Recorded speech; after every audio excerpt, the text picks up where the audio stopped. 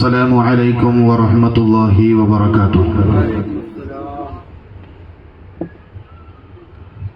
الحمد لله نحمده ونستعينه ونؤمن به ونتوكل عليه ونعوذ بالله من شرور أنفسنا ومن سيئات أعمالنا.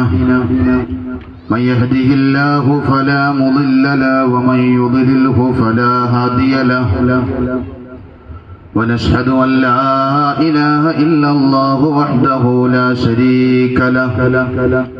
ونشهد أن سيدنا محمدا عبده ورسوله أرسله بالهدى ودين الحق ليظهره على الدين كله ولو كره المشركون. شر الأمور محدثاتها وكل محدثة بدعة وكل بدعة ضلالة وكل ضلالة في النار. اللهم صل على محمد عدد ما في علم الله صلاة دائمة بدوام ملك الله. اللهم صل على محمد وعلى آل محمد كما صليت على إبراهيم وعلى آل إبراهيم إنك حميد مجيد. أعوذ بالله من الشيطان الرجيم. بسم الله الرحمن الرحيم. ربنا هب لنا من أزواجنا وذرياتنا قرة أعين واجعلنا للمتقين إماما. صدق الله العلي العظيم وصدق وبلغ رسوله النبي الكريم. ونحن على ذلك من الشاهدين الشاكرين والحمد لله رب العالمين. قال رسول الله صلى الله عليه وسلم كل مولود يولد على الفطرة فأبواه يحودانه ويمجسانه وينصرانه. واعلموا أمة محمد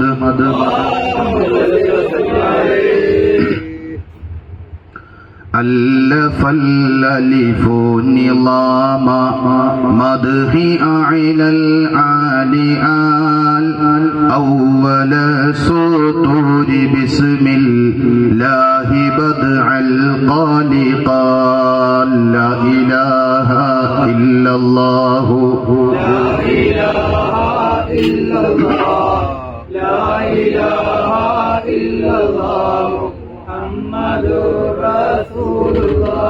أحمد الله مصليا مسلما على أحمد والآل والأصحاب من للآل لا إله إلا الله لا إله إلا الله لا إله إلا الله محمد رسول الله. ഏറെ ആദരവും ബഹുമാനവും നിറഞ്ഞ നമ്മുടെ ഈ നാട്ടിൽ ആത്മീയ ചലനങ്ങൾക്ക് നേതൃത്വം നൽകിക്കൊണ്ടിരിക്കുന്ന പ്രിയപ്പെട്ട സുഹൃത്ത് അസ്ഹർ അലി ദാരിമി ഉസ്താദ്, എന്റെ ശബ്ദം ശ്രവിക്കാൻ ഇവിടെ എത്തിയിട്ടുള്ള പ്രിയപ്പെട്ട സഹോദരന്മാരെ, സഹോദരിമാരെ, അല്ലാഹു സുബ്ഹാനഹു വ തആല ഈ മുബാറക്കായ മജ്ലിസ് നമ്മിൽ നിന്ന് ഖബൂൽ ചെയ്ത് അനുഗ്രഹിക്കട്ടെ. ഇതിനേക്കാളും ഖൈറായ വിധത്തിൽ അവന്റെ ജന്നാത്തുൽ ഫിർദൗസിൽ ഹബീബ് നബി തങ്ങളോടൊപ്പം നമ്മളെല്ലാവരെയും ഒരുമിച്ച് കൂട്ടി അനുഗ്രഹിക്കട്ടെ. 2-3 ആളുകൾ പ്രത്യേകം ദുആ ചെയ്യാൻ ഏൽപ്പിച്ചിട്ടുണ്ട്.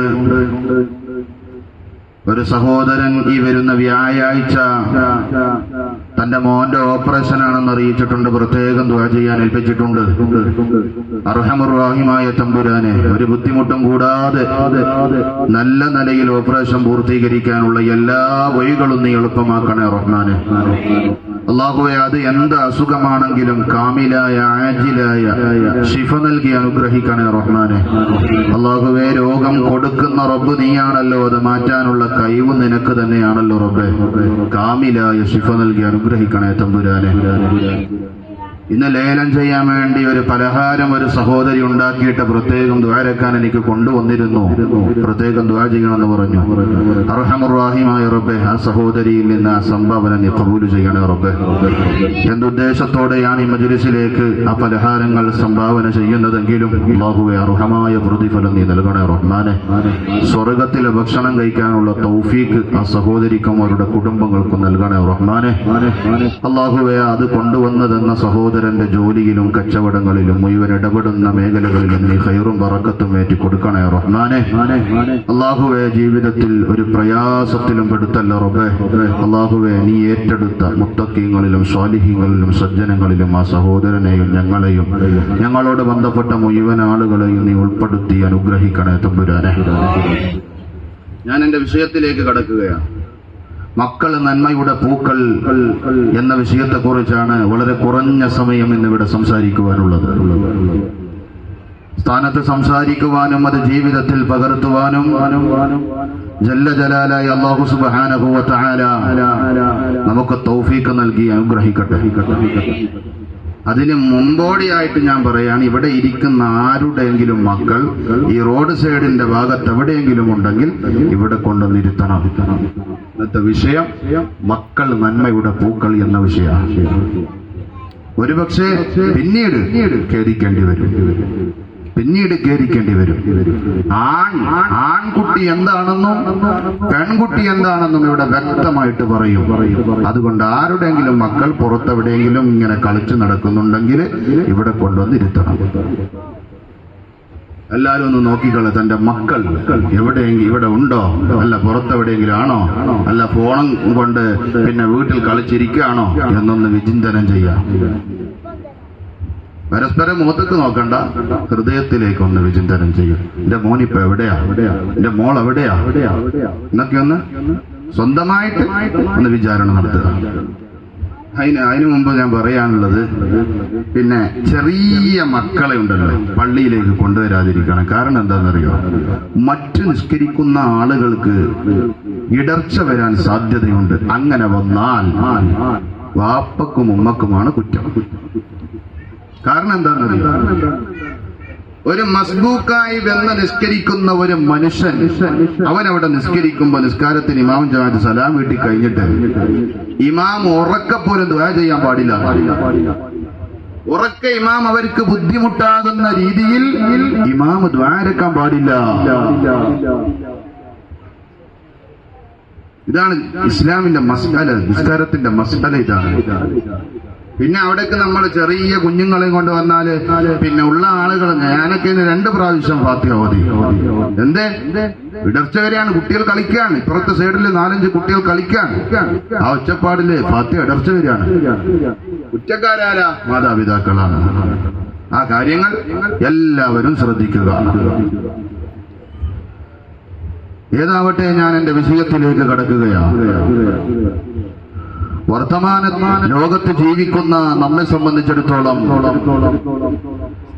സാമ്പത്തികമായും സൗകര്യപരമായും ഒരുപാട് മുന്നേറാൻ മുസ്ലിം ഉമ്മത്തിനിക്ക് സാധിച്ചിട്ടുണ്ട്, മറ്റിതര സമൂഹങ്ങൾക്കും സാധിച്ചിട്ടുണ്ട്.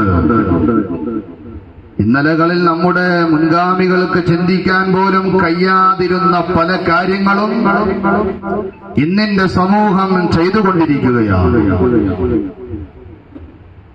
എന്നാൽ ഭൗതികമായ സൗകര്യങ്ങൾക്ക് നടുവിലും ആത്മീയമായ ഒരു അപജയം സംഭവിച്ചുകൊണ്ടിരിക്കുന്നു എന്ന് പറയാതിരിക്കാൻ നിർവാഹമില്ല.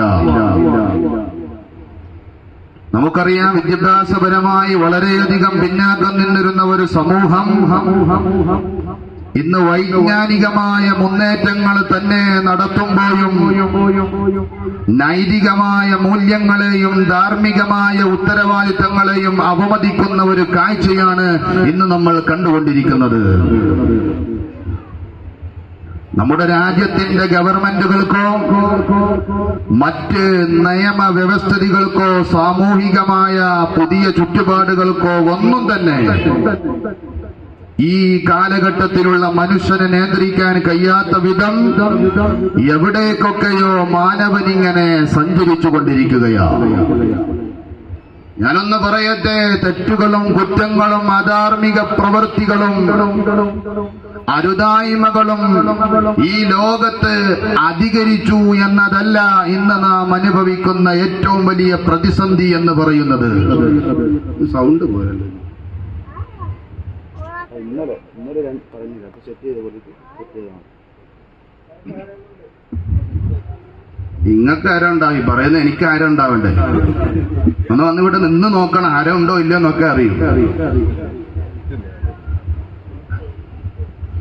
ഏതാവട്ടെ, തെറ്റുകളും കുറ്റങ്ങളും അധാർമിക പ്രവർത്തനങ്ങളും നമ്മുടെ സമൂഹത്തിൽ അധികരിച്ചു എന്നതല്ല സത്യത്തിൽ ഇന്ന് നാം അനുഭവിക്കുന്ന ഏറ്റവും വലിയ പ്രതിസന്ധി എന്ന് പറയുന്നത്.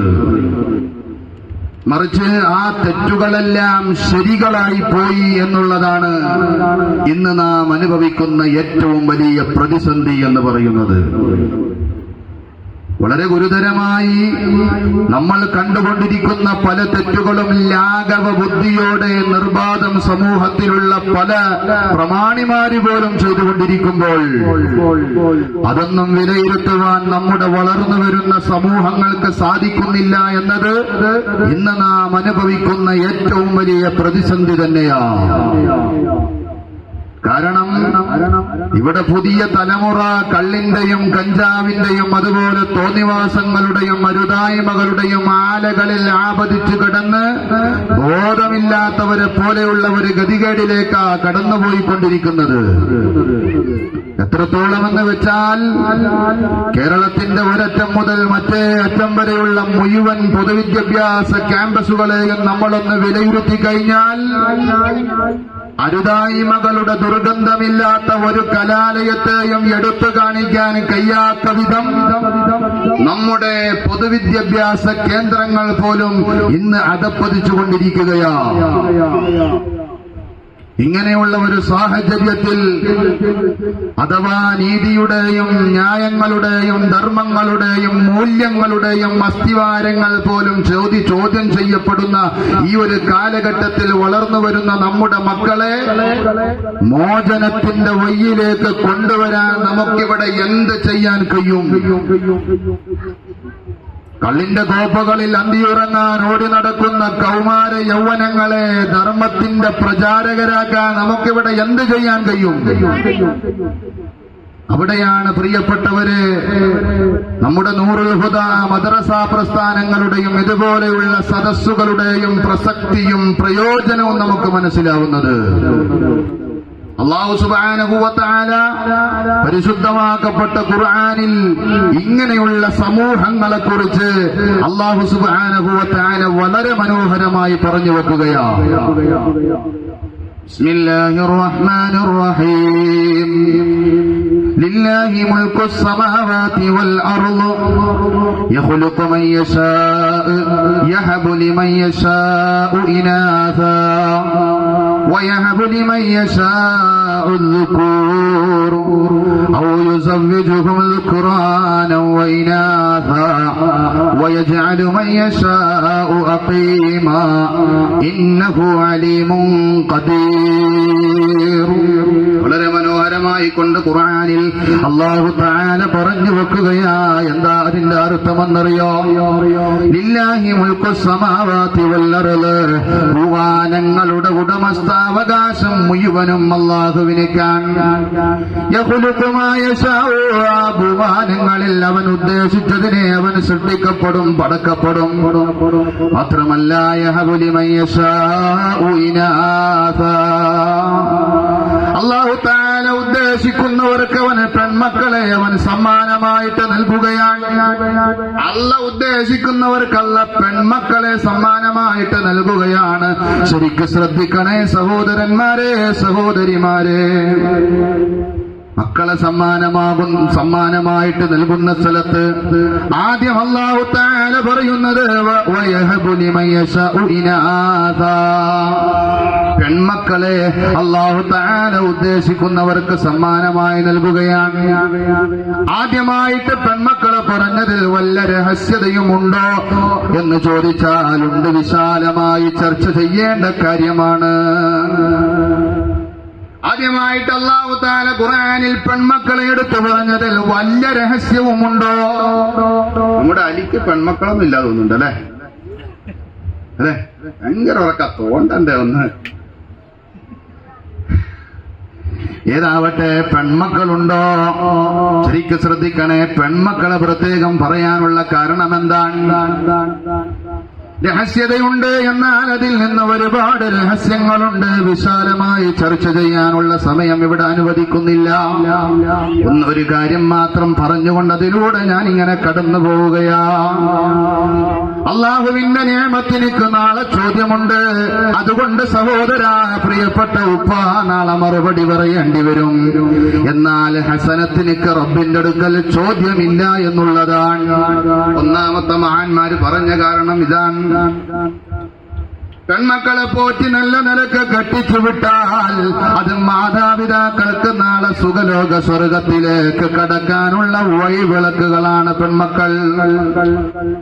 എന്നാൽ ആൺമക്കളെ തെറ്റുകളിലേക്കും മരുതായ്മകളിലേക്കും ഒക്കെ കടന്നുപോയാൽ വാപ്പയും ഉമ്മയും റബ്ബിന്റെ കോടതിയിൽ സമാധാനം പറയാതെ സിറാത്തുൽ മുസ്തഖീമിന്റെ പാലം പോലും വിട്ടുകിടക്കാൻ ഒരു വാപ്പക്ക് സാധ്യമല്ല. നമുക്കറിയാമല്ലോ, ഇന്ന് 8ഉം 9ഉം ഒക്കെ എത്തുമ്പോഴേക്കും മദ്രസ വിദ്യാഭ്യാസങ്ങൾ നിർത്തിച്ചിട്ട് ഞങ്ങൾ വലിയ ആളുകളായി പോയല്ലോ എന്ന തോന്നൽ പോലും നമ്മുടെ മക്കൾക്ക് ഇന്നുണ്ടാവുകയാണ്. 6:30 തുടങ്ങുന്ന മദ്രസിലേക്ക് കുട്ടി വരുന്നത് എപ്പോഴാണ്? ഇവിടെ മദ്രസ തുടങ്ങുന്നത് 6:30 പക്ഷേ കുട്ടി വരുന്നത് എപ്പോഴാണ്? 7 മണിക്കും 7:15 പ്രിയപ്പെട്ട ഉപ്പമാരെ, നമ്മുടെ മക്കൾ മദ്രസയിലേക്ക് വരുന്നത്. ആ സമയത്തേക്ക് ഖുർആൻ പാരായണം തീർന്നുപോയി. ഒന്നാമത്തെ പിരീഡിന്റെ സമയം അവിടെ അവസാനിച്ചു പോവുകയാണ്. ഈ വൈകി വരുന്ന കുഞ്ഞിനിക്ക് ഖുർആൻ പാരായണമില്ല. ഞാൻ കണ്ണൂരിൽ ജോലി ചെയ്യുമ്പോ എന്റെ ഒരു വിസിറ്റിങ്ങിന് ഒരു മുഫത്തിസ് വന്നപ്പോ ഹാജരിടുമ്പോ വൈകി വരുന്ന ആൾക്ക് നിങ്ങൾ ഒരു വര മാത്രമേ ഇട്ട് വെക്കൂ. 2 വര ഇടുന്നുണ്ട്. ഇങ്ങനെ ഒരു വര മാത്രമേ നിങ്ങൾ ഇട്ട് വെക്കാം വൈകി വരുന്നവർക്ക്. എന്നോട് മുഫത്തിസ് പറഞ്ഞ അത് പങ്കുവെക്കാണ്. ആ ഒരു വര ഇങ്ങനെ വൈകി വരുന്ന ഒരു സ്ഥലത്ത് ഇടുന്ന എന്തിനാണെന്നറിയോ? ഹാജർ മറ്റൊന്നും ഇടാതെ ഈ ഒരു വര മാത്രം ഇടുന്നതിന്റെ രഹസ്യം എന്താണെന്നറിയോ? അവിടെ മാസങ്ങൾ കൂടുമ്പോഴും പിന്നെ PTA മീറ്റിംഗ് ഉണ്ട്. PTA മീറ്റിംഗ് വിളിച്ചാൽ ഉസ്താദ് അത് പഠിപ്പിച്ചില്ല, ഇത് പഠിപ്പിച്ചിട്ടില്ല, അങ്ങനെയാണ് ഇങ്ങനെയാണ്, എഴുതാൻ കൊടുക്കലില്ല, അതില്ല ഇതില്ല, എന്നാ ഇവന്റെ കുട്ടിയോട്ട് വന്നിട്ടുമില്ല. അതിനുള്ള ഉസ്താദിനുള്ള തെളിവാണ് ഈ ഒരു വര ഇട്ടുവെക്കുന്നത്. അത് PTA മീറ്റിംഗിൽ കാണിക്കപ്പെടും. അപ്പക്ക് പിന്നെ വർത്താനം ഉണ്ടാവില്ല, ഉമ്മക്കും വർത്താനം ഉണ്ടാവില്ല, ഉസ്താദിന്റെ മോൾക്ക് കുതിര കയറാനും കഴിയില്ല. ഇതാണ് അവസ്ഥ, നമ്മുടെ അവസ്ഥ ഇതാണ്. അതുകൊണ്ട് പ്രിയപ്പെട്ട ഉപ്പ, എന്റെ വാഴ് കേൾക്കുന്ന ഉപ്പ, എന്റെ വാഴ് കേൾക്കുന്ന പ്രിയപ്പെട്ട ഉമ്മ, ആൺമക്കൾ എന്ന് പറയുന്നത് അത് നിഅമത്താണ്, പെൺമക്കൾ എന്ന് പറയുന്നത് ഹസനത്താണ്. വൽ ഫർഖു ബൈനഹുമാ, നിഅമത്തിന്റെയും ഹസനത്തിന്റെയും ഇടയിലുള്ള വ്യത്യാസം എന്താണ്? ആൺമക്കൾ എവിടെ വൈദത്തിയാലും, ആൺമക്കൾ എവിടെ വൈദത്തിപ്പോയാലും വാപ്പയും ഉമ്മയും റബ്ബിനോട് സമാധാനം പറയേണ്ടി വരും. മാത്രമല്ല, നാളെ പരലോകത്ത് പോയാൽ മാതാപിതാക്കളെ ആ മക്കൾ ശാപവാക്ക് പറയുമത്രേ. സ്വർഗത്തിലേക്ക് കടക്കാൻ ആ മക്കൾ നിങ്ങളെ അനുവദിക്കുകയില്ല. വാപ്പ എത്ര നല്ല ആളാണെങ്കിലും ശരി, ഉമ്മ എത്ര നല്ല ആളാണെങ്കിലും ശരി, മക്കൾ നന്നായില്ലെങ്കിൽ വാപ്പ മറുപടി പറയേണ്ടി വരും. അത് പറയാതെ സ്വർഗത്തിന്റെ വാസന പോലും പ്രിയപ്പെട്ട ഉപ്പ നിനക്ക് ആസ്വദിക്കാൻ കഴിയില്ല എന്ന് മുഹമ്മദ് മുസ്തഫ.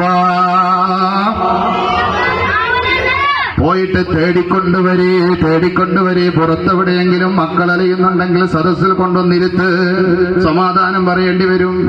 രക്ഷപ്പെടാൻ കഴിയില്ല.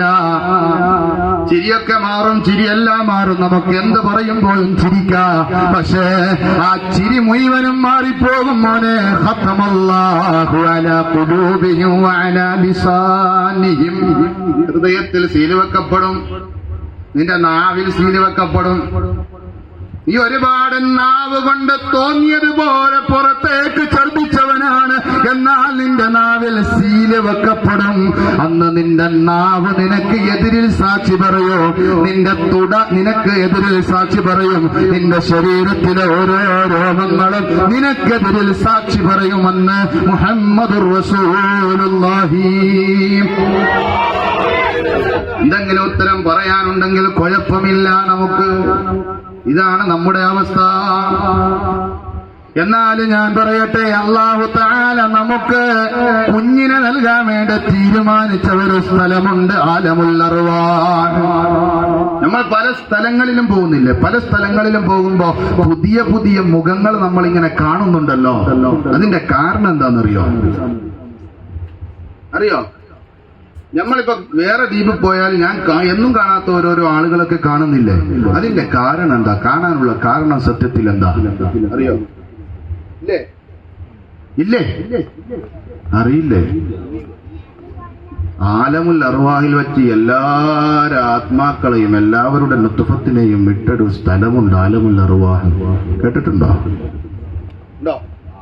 അവിടെ ഒരുപാട് ആളുകളുടെ നുത്ഫത്തുമായിട്ട് നമ്മുടെ നുത്ഫത്ത് മുട്ടിയിട്ടുണ്ട്. അവരൊക്കെ എന്താ ചെയ്യും? ജീവിതത്തിൽ നമ്മൾ കാണപ്പെടും. തിരിഞ്ഞോ?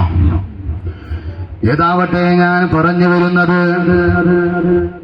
മക്കൾ എന്ന് പറയുന്നത് അല്ലാഹു തആല നിങ്ങൾക്ക് ഏൽപ്പിച്ചു തരുമ്പോൾ ഖുർആനിൽ മക്കളെ പറഞ്ഞ ഏത് സ്ഥലം നിങ്ങൾ എടുത്തു നോക്കിയാലും റബ്ബനാ ഹബിലനാ മിൻ അസ്വാജിനാ വദുരിയാതിനാ ഖുർറത അഅ്യുനിൻ വജഅൽനാ ലിൽമുത്തഖീന ഇമാമാ. എനിക്ക് തോന്നുന്നത് നിങ്ങൾക്കിതൊന്നും പറഞ്ഞാൽ തിരിയുമെന്ന് തോന്നുന്നില്ല. കാരണം നിങ്ങൾ അയ്യൂബ് നബിയുടെ ചരിത്രത്തിൽ നിന്ന് തോന്നിട്ടില്ല. പലരും അയ്യൂബ് നബിയുടെ ചരിത്രത്തിലാണ് ഇപ്പോഴുമുള്ളത്. അത് ഞാൻ പറയാ, നിങ്ങൾ വിഷമിക്കണ്ട. ഇന്നില്ലെങ്കിൽ നാളെ അത് പറഞ്ഞു പൂർത്തിയാക്കാം. ഏതാവട്ടെ, മക്കൾ എന്നുള്ളത് ഖുർആൻ എവിടെ എടുത്തു നോക്കിയാലും നിങ്ങൾക്ക് കാണാൻ സാധിക്കും. ഹിബത്ത് എന്നുള്ള ഒരു പ്രയോഗമാണ് അല്ലാഹു തആല മക്കളെ സംബന്ധിച്ച് നടത്തിയിട്ടുള്ളത്. എന്താ ഈ ഹിബത്ത് എന്ന് പറഞ്ഞാൽ എന്താ അർത്ഥം? ഹിബത്ത് എന്ന് പറഞ്ഞാൽ എന്താ അർത്ഥം? ഹിബത്തിന്റെ അർത്ഥം അറിയില്ലേ? സുബ്ഹാനല്ലാഹ്. സമ്മാനം കേട്ടിട്ടുണ്ടോ? സമ്മാനം എന്നുള്ളൊരു വാക്ക് കേട്ടിട്ടുണ്ടോ? ഗിഫ്റ്റ് കേട്ടിട്ടുണ്ടോ? എവിടെന്ന്?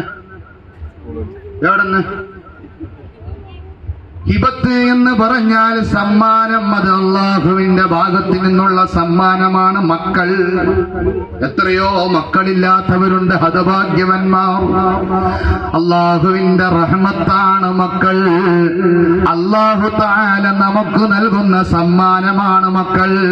എത്രയോ മക്കളില്ലാതെ പ്രയാസപ്പെടുന്നവർ നമ്മുടെ കൂട്ടത്തിലുണ്ട്. അല്ലാഹുവേ, ഒരുപാട് പേര് മക്കളുണ്ടാവാൻ വേണ്ടി ദുആ ചെയ്യാൻ ഏൽപ്പിച്ചിട്ടുണ്ട്. അല്ലാഹുവേ, അവർക്കൊക്കെ സ്വാലിഹീങ്ങളായ മക്കളെ നൽകണേ അല്ലാ. കണ്ണ് കുളിർമയാകുന്ന മക്കളെ അവർക്ക് നൽകണേ അല്ലാ. അല്ലാഹുവേ, മക്കളില്ലാതെ ജീവിതത്തിൽ ഒരു കുഞ്ഞിക്കാല് കാണാതെ മരിക്കുന്ന ഒരു അവസ്ഥ അവർക്ക് നൽകല്ലേ അല്ലാ. അതിലേക്ക് ഞാൻ വരാം. എന്നാൽ മക്കൾ എന്ന് പറയുന്നത് അല്ലാഹു തആല ഓരോ പിതാവിനും ഏൽപ്പിച്ചു കൊടുക്കുമ്പോ അല്ലാഹ് പറഞ്ഞ ഒരു വാക്കുണ്ട്, എടാ ഞാൻ നിനക്ക് നൽകുന്നത് സ്വർഗത്തിലെ മുതലാണ്. ഈ മുതൽ നിന്റെ കയ്യിൽ ഞാൻ വെച്ചു തരുമ്പോ ഇതിനൊരു പോറലും ഏൽക്കുന്നില്ല. തിരിച്ച് എന്റെ അടുത്ത് ഏൽപ്പിക്കും മരിക്കുമ്പോൾ ഇതിന് ഒരു പോറലും ഏൽക്കാതെ തിരിച്ചേൽപ്പിക്കണേ. കുല്ലു മൗലൂദിൻ യൂലദു അലൽ ഫിത്ര, കുല്ലു മൗലൂദിൻ യൂലദു അലൽ ഫിത്ര. എല്ലാ കുഞ്ഞും ഇവിടെ ജനിച്ചു വീഴുന്നത്, പിറന്നു വീഴുന്നത് ഇസ്ലാമിനെ പഠിക്കാനും മനസ്സിലാക്കാനുമുള്ള പക്വതയിലും പാകതയിലുമാണ്. എന്നാ പിന്നെന്താ സംഭവിക്കുന്നത്? ഫഅബവാഹു യുഹവ്വിദാനിഹി വയുമജ്ജിസാനിഹി വയുനസ്സിറാനിഹി. അവനെ യഹൂദിയാക്കുന്നതും അവനെ ജൂതനാക്കുന്നതും അവനെ ക്രിസ്ത്യാനിയാക്കുന്നതും അവനെ തീയാരാധകനാക്കുന്നതും ഒക്കെ ആരാ? റസൂല് പറഞ്ഞത് അവന്റെ മാതാപിതാക്കളാണ്. എല്ലാ കുഞ്ഞുങ്ങളും എല്ലാവർക്കുമുള്ള മക്കൾ ഇവിടെ പിറന്നു വീഴുന്നത് നല്ല ഒരു പ്രകൃതിയിലാണ് അല്ലേ?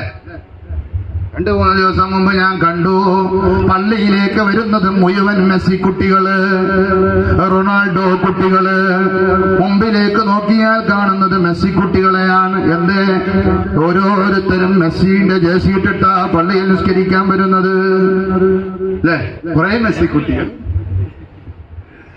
ഏതാവട്ടെ, ഞാൻ ചുരുക്കി പറയാണ്, മക്കൾ എന്ന് പറയുന്നത് അള്ളാഹ് ഏൽപ്പിച്ചു തന്ന നിങ്ങൾക്കുള്ള സമ്മാനമാണ്.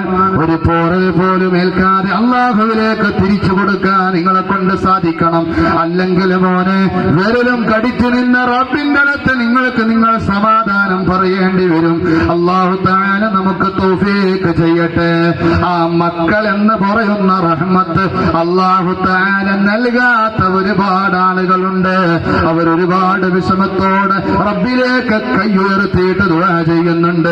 അള്ളാഹുവിന്റെ വിധി എങ്ങനെയാണെന്നറിയില്ല. എത്രയോ ശ്രമങ്ങൾ നടത്തിയിട്ടും മക്കളില്ല. പക്ഷേ റഹ്മത്തിനെ തൊട്ടവർ നിരാശരാകുന്നില്ല. വീണ്ടും അവർ ദുആ ചെയ്യുകയാണ്. അതല്ലേ മഹാനായ സക്കരിയ നബി അലൈഹി സ്വലാത്തു വസ്സലാം? വലിയ മഹാനാണ്, പ്രവാചകനാണ് സക്കരിയ. മറിയം ബീവിയുടെ സംരക്ഷണ ചുമതല ഏറ്റെടുക്കാൻ ഭാഗ്യം ലഭിച്ച ആളാണ് മഹാനായ സക്കരിയ റളിയല്ലാഹു അൻഹു.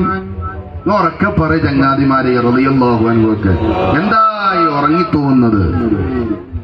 ഉറക്കം വരുന്നുണ്ടോ? ഇത് ഉറക്കം വരുന്നവരൊക്കെ ഇവിടെ മുമ്പിൽ വന്ന് കിടന്നുറങ്ങിക്കോ. നാളെ പട്ടിക്കാട് ജാമിഅ നൂരിയയിൽ ഞാൻ പഠിക്കുമ്പോ ട്രെയിനിങ്ങിന്റെ ക്ലാസ്സിൽ സമസ്തനും മറ്റുന്ന ട്രെയിനർമാരൊക്കെ വരുന്നതാണ്. അതിൽ ഷഫീഖ് എന്ന് പറയുന്ന ഒരു കുട്ടിയുണ്ടോ, പിന്നിൽ നിന്നിട്ട് നല്ല ഉറക്കം. അവനക്ക് ഇത് പറയുന്നതൊന്നും കേൾക്കുന്നില്ല. ഹിസ്ബിന്റെ ട്രെയിനിങ്ങിന്റെ ക്ലാസ്സിൽ അവസാനം ഇന്ത്യന്നൂരിലുള്ള കോട്ടക്കലിലുള്ള ഉസ്മാൻ ഫൈസി ആയിരുന്നു ഞങ്ങൾക്ക് ട്രെയിനിങ്ങിന് വന്നിരുന്നത്. അയാൾ അവനെ കൊണ്ടുവന്ന് മുമ്പിൽ ഇരുത്തിയിട്ട് പറഞ്ഞു, ഇനി നീ നല്ല പോലെ അന്തസ്സോടെ ഉറങ്ങിക്കോളി, ഒരു പ്രശ്നവുമില്ല. നീ ഈ ക്ലാസിന്റെ അലങ്കാരമാണ്. അങ്ങനെ ചില അലങ്കാരങ്ങളൊക്കെ ഉണ്ട്. നമ്മുടെ റാഫി എവിടെയാ? പോയാ? സുബ്ഹാന ജല്ല ജലാലു. ആ ചെങ്ങായിനോട് ഞാൻ പറഞ്ഞതാ മുമ്പിൽ വന്നിരിക്കാൻ. അത് നമ്മുടെ സദസ്സിന്റെ മറ്റൊരു അലങ്കാരാണ്. പാവങ്ങളാണ്. നമുക്ക് വല്ലാത്ത സന്തോഷമുണ്ട് അദ്ദേഹത്തെ സദസ്സിൽ കാണുമ്പോ. അല്ലാഹു തആല ഖിയാമത്ത് നാൾ വരെ ഈ ഊർജ്ജസ്വലത അദ്ദേഹത്തിന് അല്ലാഹു തആല നിലനിർത്തി കൊടുക്കട്ടെ. ഏതാവട്ടെ, മക്കളില്ലാതെ പ്രയാസപ്പെടുന്ന ഒരുപാട് ആളുകളുണ്ട്. ഏതൊരു പ്രവാചകനും ഭൂമി ലോകത്തേക്ക് അല്ലാഹു നിയോഗിച്ച പ്രവാചകന്മാരും മക്കളെ കിട്ടാൻ വേണ്ടിയിട്ട് ദുആ ചെയ്യാത്ത ഒരു പ്രവാചകനും ഈ ഭൂമി ലോകത്തിലൂടെ കടന്നുപോയിട്ടില്ല. 100 വയസ്സ് പിന്നിട്ടപ്പോൾ മഹാനായ സക്കരിയ നബി അലൈഹി സ്വലാത്തു വസ്സലാം മറിയം ബീവിയുടെ സംരക്ഷണ ചുമതല ഏറ്റെടുക്കാൻ ഭാഗ്യം ലഭിച്ചയാളാണ്. ഉമ്മ ഹന്നത്ത് ബീവി മരണപ്പെട്ടപ്പോൾ ഇമ്രാൻ എന്ന് പറയുന്ന പ്രിയപ്പെട്ട ഉപ്പ നാട്ടിലെ ഇമാമാണ്. ഇമ്രാൻ എന്ന് പറയുന്ന മനുഷ്യനും മരണപ്പെട്ടപ്പോ യതീമായ പെണ്ണാണ് മറിയം. അവസാനം ആളുകൾക്കൊക്കെ വല്ലാത്ത ആഗ്രഹമാണ് മറിയം ബീവിയുടെ സംരക്ഷണ ചുമതല ഏറ്റെടുക്കാൻ. അവസാനം എന്ത് ചെയ്യേണ്ടി വന്നെന്നറിയോ? അവസാനം നെറുക്കിടേണ്ടി വന്നു. എന്താ നെറുക്കെന്നല്ലേ? സക്കരിയ നബി അലൈഹി സ്വലാത്തു വസ്സലാം അടക്കം എല്ലാവരോടും സക്കരിയ നബി അലൈഹി സ്വലാത്തു വസ്സലാം നിർദ്ദേശിച്ചു അത്രേ, എല്ലാവരും നാളെ വരുമ്പോൾ ഒരു പേന കൊണ്ടുവരണം. എന്നിട്ട് ആ പേന ആർത്തിരമ്പുന്ന ടൈഗ്രീസ് നദിയുടെ ഉള്ളിലേക്കിടണം.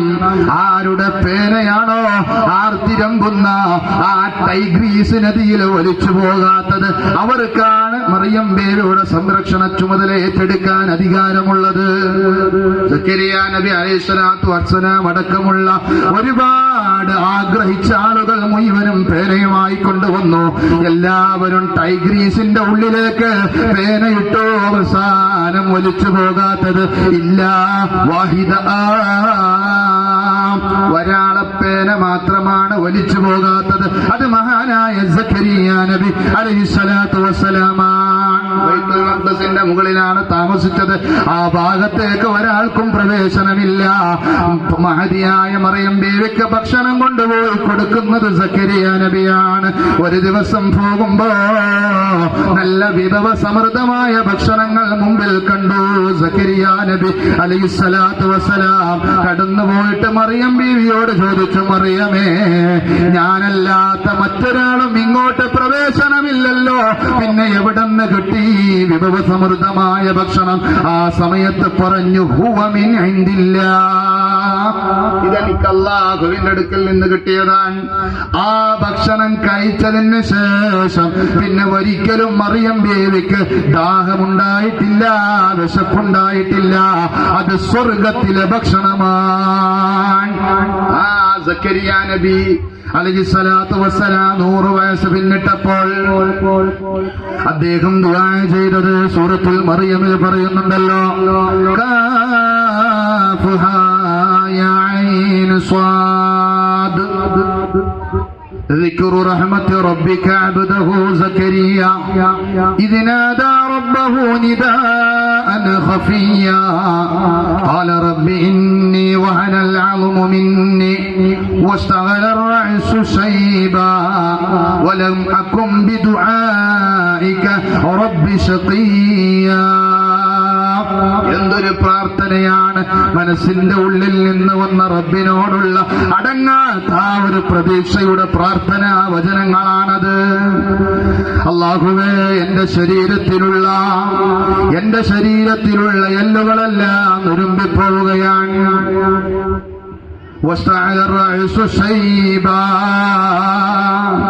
എന്റെ ശരീരത്തിലുള്ള രോമങ്ങളെല്ലാം നരച്ചു തുടങ്ങിയിട്ടുണ്ട്. അഥവാ വാർദ്ധക്യത്തിന്റെ ഭീകരമായ അവസ്ഥ എന്റെ ശരീരത്തെ ആവരണം ചെയ്തിരിക്കുകയാണ്. പടച്ചവനെ, പാവപ്പെട്ട സക്കരിയ, എത്ര കാലമായി നിന്നോട് ദുആ ചെയ്യാൻ തുടങ്ങിയിട്ട്, ഒരു കുഞ്ഞിക്കാലിന് വേണ്ടിയിട്ട് ദുആ ചെയ്യാൻ തുടങ്ങിയിട്ട് എത്ര കാലമായി പടച്ചവനെ.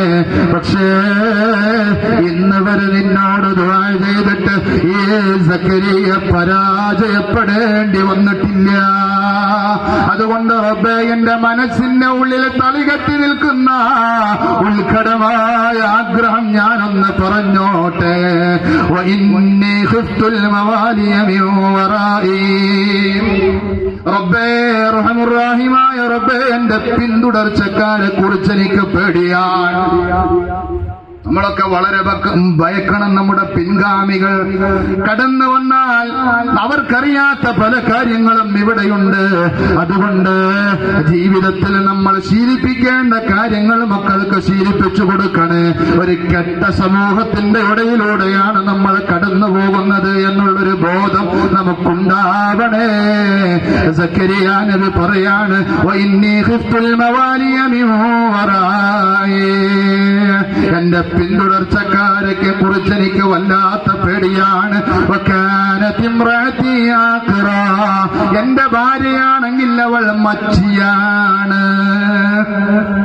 എന്താ മച്ചി എന്ന് പറഞ്ഞാൽ? മച്ചി എന്ന് പറഞ്ഞാൽ എന്താണ്? മച്ചി എന്ന് പറഞ്ഞാൽ എന്താണ്? ക്ലാസ് ലയിച്ചിരിക്കാണ്, പറയും. മച്ചി എന്ന് പറഞ്ഞാൽ എന്താണ്? എന്റെ ഭാര്യയാണെങ്കിൽ ഇമ്രഅതി ആഖിറ, അവൾ മച്ചിയാണ്, അവൾ പ്രസവിക്കാത്തവളാ. അതുകൊണ്ട് പാവപ്പെട്ട സക്കരിയായുടെ ആഗ്രഹം ഞാനൊന്ന് പറയട്ടെ. ഫഹബിലി മിൻ ലദുൻക വലിയാ, നിന്റെ അടുക്കൽ നിന്നുള്ള ഒരു സന്താനത്തെ ഓശാരമായിട്ട് എനിക്ക് കൊണ്ടാ.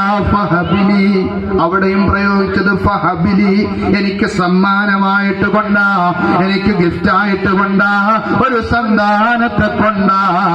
ആ സന്താനം എങ്ങനെ ആയിരിക്കണമെന്നറിയോ?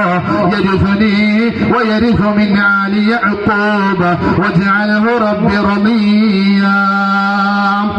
സകലരുടെയും പ്രശംസക്ക് പാത്രീദൂതനായ സന്താനത്തെ നീ എനിക്ക് ഓശാരമായി നൽകണമെന്ന് 100 വയസ്സ് പിന്നിട്ടപ്പോൾ മഹാനായ സക്കരിയ നബി അലൈഹിസ്സലാത്തു വസ്സലാം റബ്ബിനോട് പറയുകയാ. അല്ലാഹു ഉത്തരം നൽകിയല്ലോ. ഇന്നാ നുബശ്ശിറുക ബിയഹ്യാ, അല്ലാഹു തആല കുഞ്ഞ് യഹ്യാനെ കൊണ്ട് സക്കരിയ നബി അലൈഹിസ്സലാത്തു വസ്സലാമിലേക്ക് 100 വയസ്സ് പിന്നിട്ടപ്പോൾ സന്തോഷ വാർത്ത അറിയിക്കുകയാ. തീർന്നിട്ടില്ല. ഖലീലുല്ലാഹി ഇബ്രാഹിം നബി അലൈഹിസ്സലാത്തു വസ്സലാം,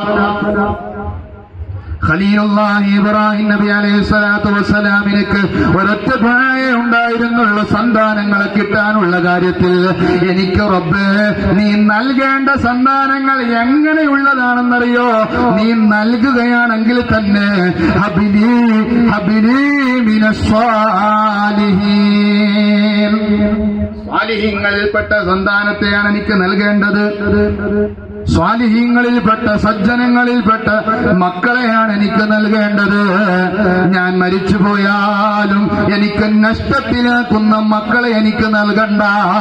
ഞാൻ മരിച്ച് മണ്ണോടൊട്ടിച്ചേർന്നാലും എനിക്ക് ദുആ ചെയ്യാൻ പറ്റുന്ന മക്കളെയാണ് എനിക്ക് നൽകേണ്ടത്. അവരാണ് സ്വാലിഹായ സന്താനമെന്ന് മുഹമ്മദുർ റസൂലുള്ളാഹി. ഒരു മനുഷ്യൻ മരിച്ച് മണ്ണോടൊട്ടിച്ചേർന്നാലും മുറിഞ്ഞു പോകാത്ത 3 കർമ്മങ്ങളുണ്ട്. അതിൽ മൂന്നാമത്തത് വലതുൻ സ്വാലിഹുൻ, സ്വാലിഹായ സന്താനമാണെന്ന് റസൂൽ ഹദീസ് പറയാണ് സ്വഹാബത്തിന് പറഞ്ഞു കൊടുക്കാൻ. സ്വഹാബത്ത് ചോദിച്ചു, നബിയേ, എല്ലാവർക്കും മക്കളുണ്ടാകുമല്ലോ, പക്ഷേ ഈ സ്വാലിഹായ സന്താനമെന്ന് പറഞ്ഞാൽ എന്താണ് നബിയെ? അതിനക്ക് വല്ല അടയാളങ്ങളുമുണ്ടോ?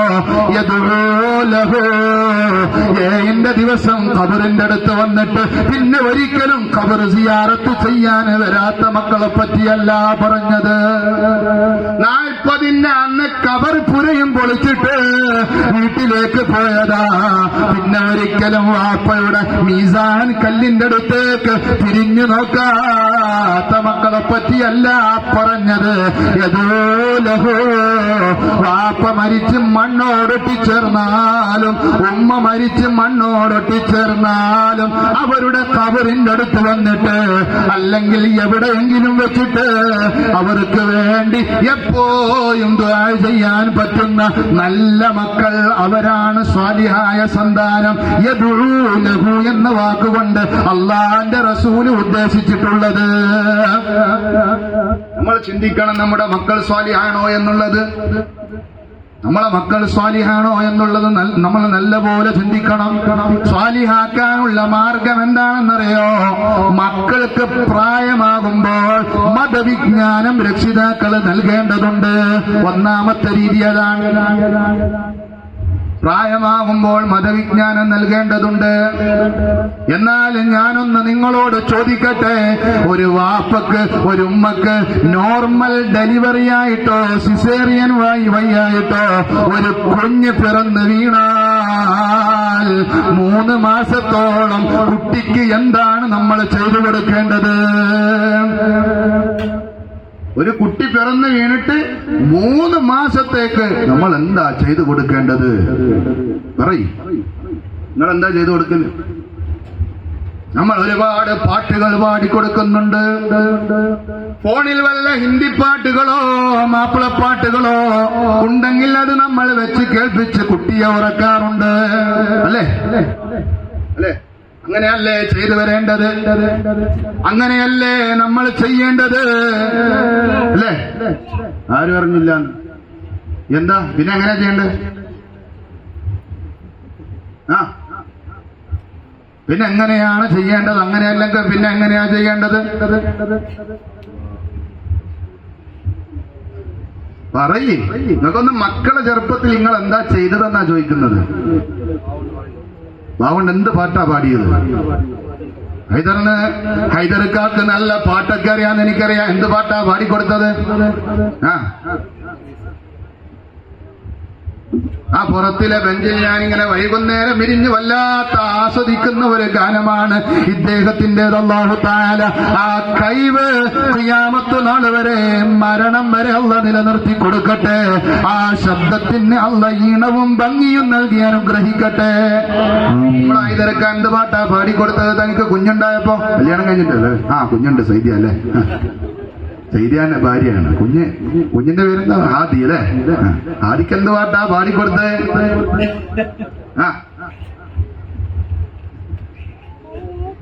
നമ്മളെ അലിയിക്കേണ്ട, നമ്മളെ ഷമീറിക്കേണ്ട, നമ്മളെ വസനുണ്ട് എന്ത് പാട്ടാണ് പാടിക്കൊടുത്തത്? എനിക്കും പാടാൻ വേണ്ടിയിട്ടാണ്. കുട്ടിയുണ്ടായാല് ഹസ്ബി റബ്ബി ജല്ലല്ലാഹ്, പണ്ട് വീരാനൗലിയപ്പ പാടിയതുപോലെ ഹസ്ബി റബ്ബി ജല്ലല്ലാഹ് മാഫി ഖൽബി ഗൈറുല്ലാഹ് നൂറ് മുഹമ്മദ് സല്ലല്ലാഹ് കടലും തിരയും ഇല്ലല്ലാഹ്. ജദുവിന്റെ ആലിലേക്ക് പോയപ്പോ പാടാൻ പാടില്ല, പക്ഷെ ജദുവിന്റെ മർത്തബയിലേക്ക് കടന്നു പോയപ്പോ കടലിന്റെ അടുത്ത് നിന്നിട്ട് പാടിയ പാട്ടാണ്. അതുപോലത്തെ ഒരു പാട്ടാണ് നമ്മൾ പാടിയത്. എന്നാൽ എന്റെ പ്രിയപ്പെട്ട സഹോദരാ, എന്റെ വയല് കേൾക്കാൻ ഈ നൂറുൽ ഹുദാ മദ്രസയുടെ അങ്കണത്തിൽ ഒരുമിച്ച് കൂടിയ പ്രിയപ്പെട്ട ഉമ്മ, നമ്മൾ കുട്ടി പിറന്നിട്ട് ആദ്യത്തെ 3 മാസം കുട്ടിക്ക് പാടേണ്ട പാട്ട് ലാ ഇലാഹ ഇല്ലല്ലാഹു ലാ ഇലാഹ ഇല്ലല്ലാഹ് ലാ ഇലാഹ ഇല്ലല്ലാഹു പാടാൻ പാടില്ല. മുഹമ്മദുർ റസൂലുള്ളാഹി ലാ ഇലാഹ ഇല്ലല്ലാഹ്. ഒരൊറ്റ പാട്ട് മാത്രമേ 3 മാസത്തേക്ക് പാടേണ്ടതുള്ളൂ. മറ്റൊന്നും കുട്ടിക്കറിയില്ല. പാടിയാലും കുട്ടിക്കറിയാത്തത് പാടിയിട്ട് എന്ത് കാര്യം? കുട്ടിയുടെ മൈൻഡ് ജനിച്ച ആദ്യത്തെ 3 മാസത്തേക്ക് സംഘാടകർ ബക്കറ്റുമായിട്ട് വരുന്നുണ്ട്. നല്ല നിലയിൽ സംഭാവന ചെയ്യുക. അല്ലാഹു തആല തൗഫീഖ് നൽകട്ടെ. ഇവർക്ക് ഞാൻ പറയുന്നതെല്ലാം തിരിയോ? ഈ ബക്കറ്റില് പൈസ ഇതില് ഏതാവട്ടെ. ചായ കൊടുക്കുമ്പോ ചായ കൊടുക്കുന്ന ആളവിടെ ബാക്കിൽ നിന്ന് കൊടുക്കണം, മുമ്പിലേക്ക് വന്നുകൂടാ. ശ്രദ്ധ തിരിയും. അതുകൊണ്ട് ബാക്കിൽ നിന്ന് കൊടുത്തു വരണം. അറിയാത്ത രീതിയിൽ കൊടുക്കണം. ഏതാവട്ടെ, കുട്ടി ജനിച്ച ആദ്യത്തെ 3 മാസം കുട്ടിയുടെ ചിന്ത അല്ലാഹ് എന്നുള്ള ചിന്ത മാത്രമാണ്. മുഹമ്മദ് നബിയെ പോലും കുട്ടിക്കറിയില്ല. ആദ്യത്തെ 3 മാസം കുട്ടിയുടെ ചിന്ത അല്ലാഹ് എന്നുള്ള ഒരു ചിന്ത മാത്രമായിരിക്കും. ആ സമയത്ത് പാടേണ്ട പാട്ട് ലാ ഇലാഹ ഇല്ലല്ലാഹു ലാ ഇലാഹ ഇല്ലല്ലാഹ് ലാ ഇലാഹ ഇല്ലല്ലാഹു മുഹമ്മദുർ റസൂലുള്ളാഹ്. ഈ പാട്ട് മാത്രമേ പാടേണ്ടതുള്ളൂ. ഇനി അതിനുശേഷം 4, 5, 6 മാസങ്ങളിലേക്ക് കുട്ടി കിടന്നാൽ എന്ത് പാട്ടാണ് പാടേണ്ടതെന്നല്ലേ? ലാ ഇലാഹ ഇല്ലല്ലാഹു ലാ ഇലാഹ ഇല്ലല്ലാഹ് ലാ ഇലാഹ ഇല്ലല്ലാഹു മുഹമ്മദുർ റസൂലുള്ളാഹ്. ആ 4ാമത്തെ മാസത്തിലേക്ക് കുട്ടി കടക്കുമ്പോഴാണ് മുഹമ്മദ് നബിയെ കുറിച്ച് കുട്ടി പരിചയപ്പെട്ടു തുടങ്ങുന്നത്. അതിനു മുമ്പ് മുഹമ്മദ് നബി ആരാണെന്ന് കുട്ടിക്കറിയില്ല. അതുകൊണ്ട് അതേ പാടാവൂ. മറ്റൊരു പാട്ടും പാടരുത്. കാരണം കുട്ടി കരഞ്ഞിട്ട് നമ്മൾ ലാ ഇലാഹ ഇല്ലല്ലാഹ് പാടുമ്പോ ആദ്യത്തെ 3 മാസത്തിൽ പെട്ടെന്ന് കുട്ടി കരച്ചിൽ നിർത്തുന്നത് കാണാം. കാരണം ആ കുട്ടി ആ സമയങ്ങളിൽ അള്ളാഹുവിന്റെ സംരക്ഷണത്തിലാണ്. ആ ചെറിയ കുട്ടി താഴേക്ക് വീണാ പോലും കുട്ടികൾക്ക് ഒന്നും സംഭവിക്കുന്നില്ല. കാരണം എന്ത്? ആ കുട്ടി റബ്ബിന്റെ സംരക്ഷണത്തിലാണ്. ഇനി 4 മാസത്തിലേക്ക് കടന്നാലാണ് മുഹമ്മദ് നബിയെ പരിചയപ്പെട്ടു തുടങ്ങുന്നത്. അപ്പൊ മുഹമ്മദ് നബിയെ കുറിച്ചുള്ള ഈ പാട്ടാണ് പാടേണ്ടത്. ലാ ഇലാഹ ഇല്ലല്ലാഹു ലാ ഇലാഹ ഇല്ലല്ലാഹ് ലാ ഇലാഹ ഇല്ലല്ലാഹു മുഹമ്മദുർ റസൂലുള്ളാഹ്. ഇനിയുള്ള അതിന്റെ അങ്ങോട്ട് ഉള്ള 9 മാസത്തോളമാണ് വാപ്പയെക്കുറിച്ചും ഉമ്മയെക്കുറിച്ചുമുള്ള പാട്ട് പാടിക്കൊടുക്കേണ്ടത്. മനസ്സിലായോ? അപ്പോഴാണ് ഹൈദരക്ക വിളിക്കുന്നത് ഹാദി മോനെ ഹാദി എന്ന് വിളിക്കുമ്പോൾ ഉപ്പച്ചിയുടെ മുഖത്തിലേക്ക് ഇങ്ങനെ കുട്ടി നോക്കുന്നത്. അപ്പോഴേ അറിയോ അപ്പാരാണെന്നും ഉമ്മയാരാണെന്നും കുട്ടിക്ക് മനസ്സിലായി തുടങ്ങുന്നത്. ആ റസൂലുള്ളാനെ പരിചയപ്പെട്ട് 3 മാസത്തിന്റെ അപ്പുറത്തേക്ക് കടക്കുന്ന ആ മാസത്തേക്ക് കടക്കുമ്പോഴാണ് വാപ്പ ആരാണെന്നും ഉമ്മ ആരാണെന്നും കുട്ടിക്കറിയുന്നത്. തിരിഞ്ഞോ? ഇനി ഹസ്ബി റബ്ബി ജല്ല ജല്ല പാടണ്ട, ഈ പാട്ട് പാടുക. ക്ലിയറായല്ലോ? ഇനി കല്യാണം കഴിയാനുള്ളവരൊക്കെ ശ്രദ്ധിക്കുക. കുറെ പേര് കല്യാണം കഴിയാറുണ്ട് ചെറുപ്പക്കാർ. അല്ലാഹു തആല സ്വാലിഹത്തായ ഇണയെ നൽകട്ടെ, സ്വാലിഹ്യങ്ങളായ ഇണ തുണകളെ നൽകട്ടെ. പെണ്ണുങ്ങളുണ്ടല്ലോ. ഏതായാലും പിന്നെ നമ്മുടെ റാഫിക്ക് നിങ്ങൾ എത്രയും പെട്ടെന്ന് ഒരു നല്ല ഇണയെ കണ്ടുപിടിച്ച് കെട്ടിച്ചു കൊടുക്കണം. റാഫി എന്നോട് വന്നിട്ട് ഇന്ന് പറയാണ്, സത്യം പറയാം, റാഫി ഇന്ന് പറഞ്ഞാണ് ദുആ ചെയ്യണം. ഞാൻ പ്രസംഗത്തിൽ പറഞ്ഞ് സെറ്റാക്കാൻ പറ്റുമെങ്കിൽ ഇൻഷാ അല്ലാഹ് സക്സസ് ആവുമെങ്കിൽ ഇന്ന് 2 നടക്കണം. നിങ്ങൾ എന്തെങ്കിലും അദ്ദേഹത്തെ ഏറ്റെടുക്കണം. അദ്ദേഹത്തിന്റെ കാര്യങ്ങൾ ഞാൻ ഇവിടെ നിന്ന് പോയാലും നിങ്ങൾ ശ്രദ്ധിക്കണേ, പാവമാണ്.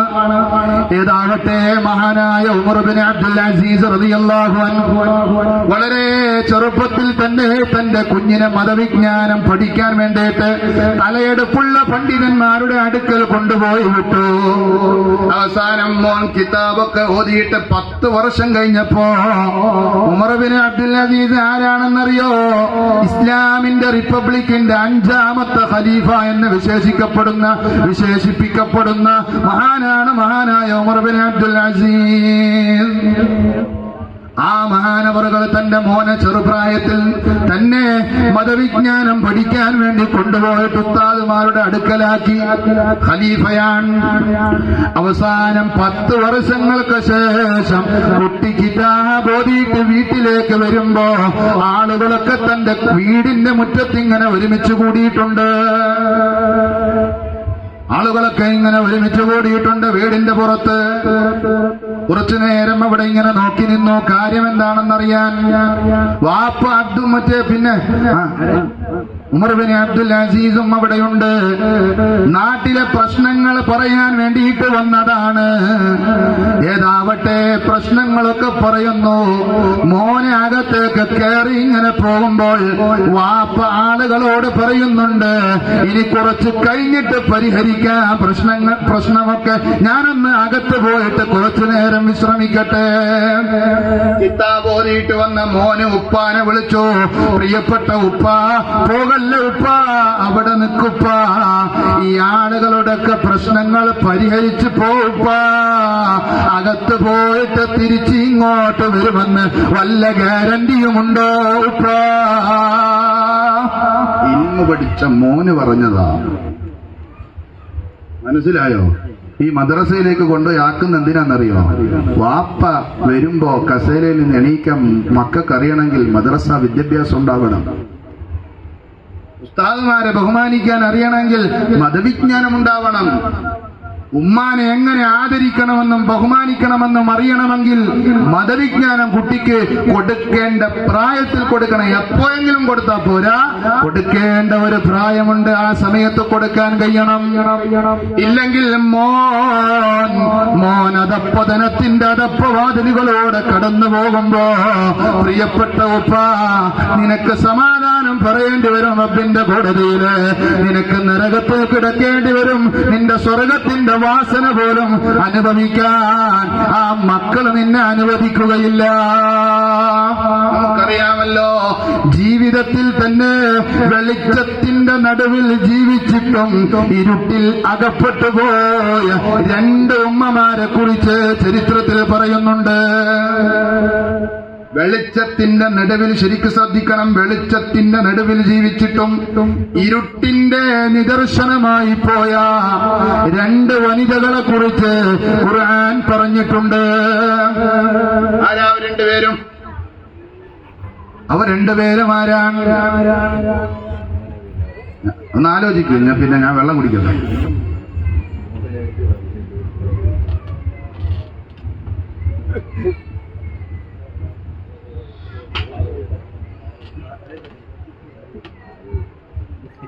ദാരിമി ഉസ്താദ് പറയാണ്, ലൂത്ത് നബിയുടെ ഭാര്യ, ആ പെണ്ണിന്റെ പേരെന്താണ്? ആ പെണ്ണിന്റെ പേരെന്താണ് അറിയില്ല. ആ കബിലും ആബാദും അറിയാതെ എന്തിനാ വെറുതെ ഉത്തരം പറയുന്നത്? പിൻഭാഗം അറിയില്ല, മുൻഭാഗം അറിയില്ല. ലൂത്തിന്റെ ഭാര്യയാണ്. അങ്ങനെ ലൂത്തിന് എത്ര ഭാര്യ ഉണ്ടായിട്ടുണ്ടാവും ചിലപ്പോ, അല്ലേ? ഏതാവട്ടെ, വെളിച്ചത്തിന്റെ നടുവിൽ ജീവിച്ചിട്ടും ഇരുട്ടിൽ അകപ്പെട്ടു പോയ രണ്ട് ഭാര്യമാരെ കുറിച്ച് വളരെ വ്യക്തമായി കൊണ്ട് ഖുർആൻ പറഞ്ഞിട്ടുണ്ട്. ഒന്നാമത്തത് നൂഹ് നബി അലൈഹിസ്സലാത്തു വസ്സലാമിന്റെ ഭാര്യ വായില എന്ന് പറയുന്ന പെണ്ണ്, മറ്റൊന്ന് ലൂത്ത് നബിയുടെ ഭാര്യ വാഹില എന്ന് പറയുന്ന പെണ്ണും. രണ്ടുപേരും സെയിമാണ് എന്ന് പറഞ്ഞാൽ ഒന്ന് വായില, മറ്റൊന്ന് വാഹില.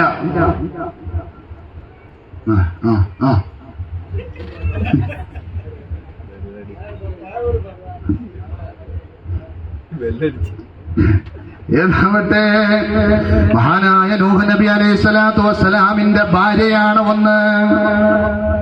ഒരു പ്രവാചകന്റെ ഭാര്യ പോലും ചരിത്രത്തിൽ മോശപ്പെട്ടവളാണ്.